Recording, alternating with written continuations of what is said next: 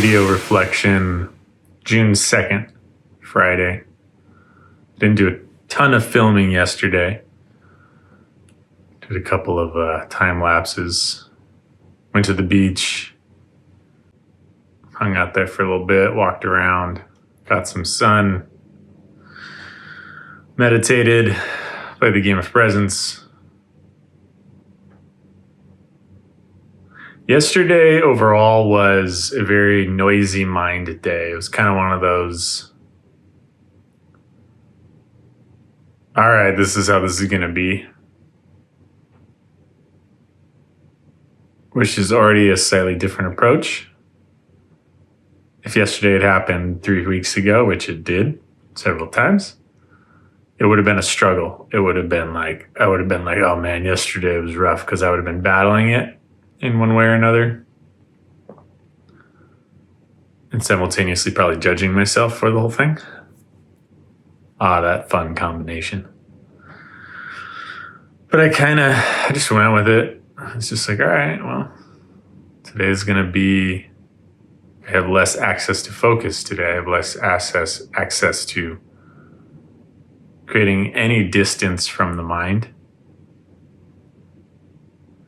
And in part, I think it's with the cycles. I had more concentration the day before, more presence the day before, and so there's that natural ebb and flow. But I also slept in pretty late yesterday, and I think that affected me as well.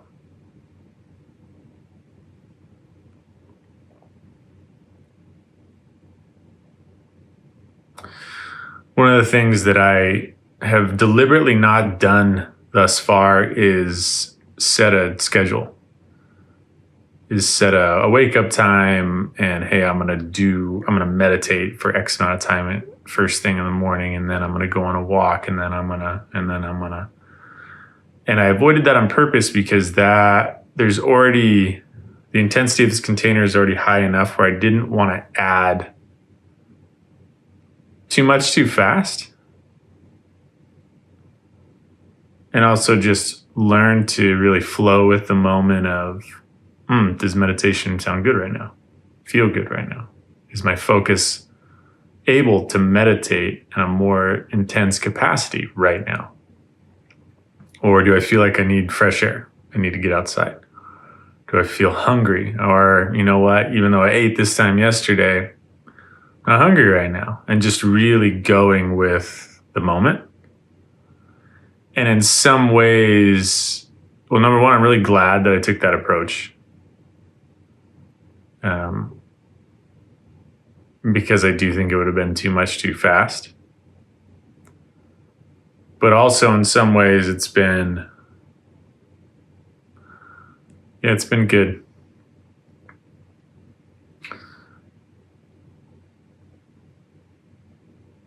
So I think one of the things that I want to start to incorporate in these reflections is a little bit about my past. Instead of maybe I might do just a formal video of, hey, this is kind of how I landed here. But informally, when I talk about the ashram, I've mentioned in previous videos that it's through Self-Realization Fellowship. And I was there in 2011 for 6 months and there in 2014 for 5 months. In between, I went for a couple weeks here or there or stopped in over the years to do a weekend retreat type of thing, but nothing, I wasn't a resident other than those 2 times.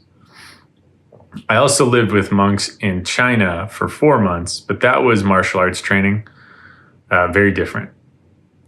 But my time with at SRF was very regimented. Every day it was wake up at 7, have your own personal meditation, group meditation at 8 for an hour in the main chapel. Then breakfast for a half hour, buffet style, all in silence. Then from 9:30 to noon, you'd work either in the gardens, in IT. I was front office for the first 6 months. They were transitioning out the main guy. Because it was an ashram that wasn't just for monks, that would have been a monastery. This was for people who practiced SRF techniques. And they could come in from all around the world, and they did. And so they would hold monthly retreats, or just have people come from time to time. And so I was the person that would orchestrate a lot of that. I would take the calls, book their rooms, make sure housekeeping got their room ready, all that stuff. And then an hour break for lunch. But for the half hour, you'd meditate. And then for the second half hour, you'd eat again in silence. And then from 1 to 4:30, work. And then after work, it was break time. They'd put dinner out, but dinner was optional. It wasn't like a formal, hey, you have a half hour to eat dinner. And so people would either go eat leftovers or eat some of the dinner. They weren't really big on dinners. And then from 4:30 to 7, it was free time. And we'd often play volleyball or basketball or soccer. They're very big on health, group activities, community building, a balanced lifestyle. And then at 7, another group meditation for an hour. And then from 8 on, it's just personal study. If you want to meditate, if you want to read, they had a library of a lot of spiritual books. And then 10 p.m. lights out. And so that was every day was like that, with some variances. On Wednesdays, the night meditation was longer. On Fridays, the lunch meditation was 90 minutes instead of 30. And then Saturdays were more or less the same. Instead of except work, it was clean your room, but then just do whatever you want, go on hikes, free day. And then Sundays, the entire day was in silence with a 6-hour meditation sit. And over the years, that time changed. I think when I was first there, it was from 2 to 8 p.m. But then the second time I was there, it was from 8 to 2 p.m., 8 a.m. to 2 p.m. So kind of they shifted it around. And that was, talk about regimented and intense from time to time. But anyway, the reason that I say that is obviously they believed in a lot of structure. They believed in go sit in meditation, whether you have enough focus or not. Drill it in, get the habit, get the exposure. Meditating isn't just about meditating when you have concentration. It's also about sitting when you don't. Learn how to connect either way. And so I'm not sure where I'm headed, if I'm going to go into a structured system like that or not. I would imagine I'll do something in between where I will, hey, I'm going to do this meditation technique twice a day or once a day. I'm going to do this type of energy movement once or twice a day. I'll be outside once a day. I'll, just trying to get it more like check boxes, but not necessarily regimented times. I haven't been waking up at the same time every day. I might do that.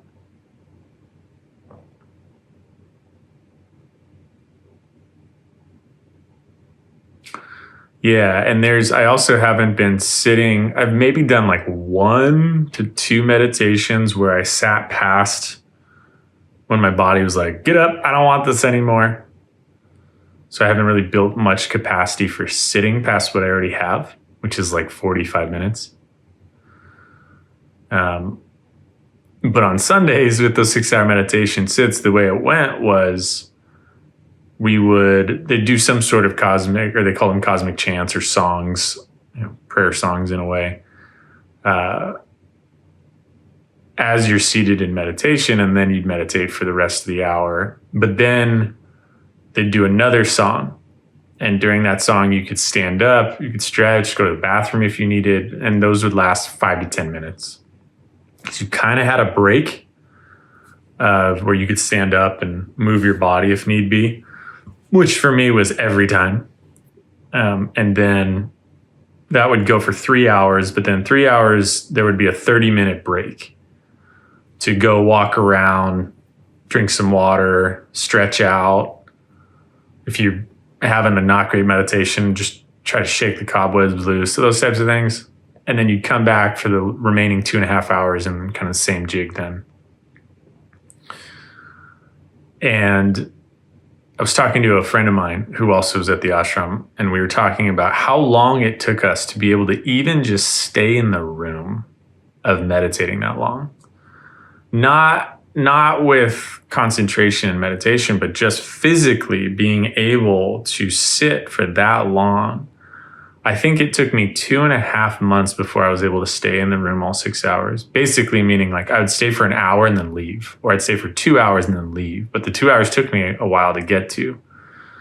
Or I'd stay for an hour, I'd leave for an hour. I'd come back for an hour, I'd leave for an hour. I'd come back for an hour. So you didn't have to be there, but it was highly recommended being there.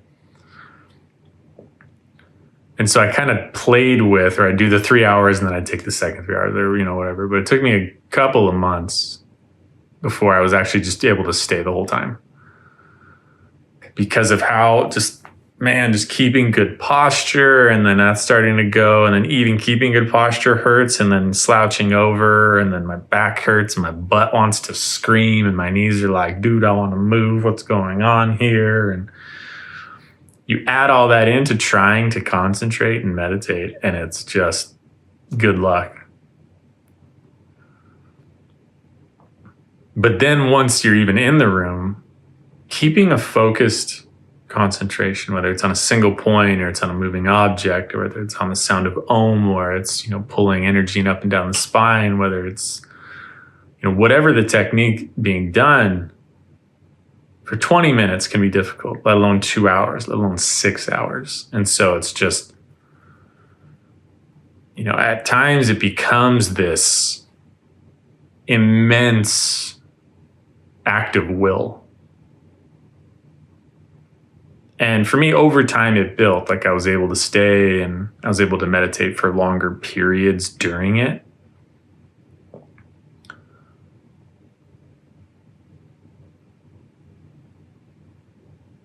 And there were some pretty awesome experiences that came out of that. The biggest thing, though, was just discipline. That was the main thing that I brought out of that. So I don't know. We'll see. We'll see if I do anything like that, or if I do anything like that regularly, or I get more regimented. But at least for the rest of this month, I'm not. I'm just going to keep flowing with things. And then maybe if I do, it'll be slow. It'll be okay. I'm going to wake up that'll probably be where I start, is I'm going to wake up at the same time every day. And then from there, maybe the first activity every day will be half-hour meditation. Something like that. To just start to get into a scheduled routine. And then see where that goes. All right.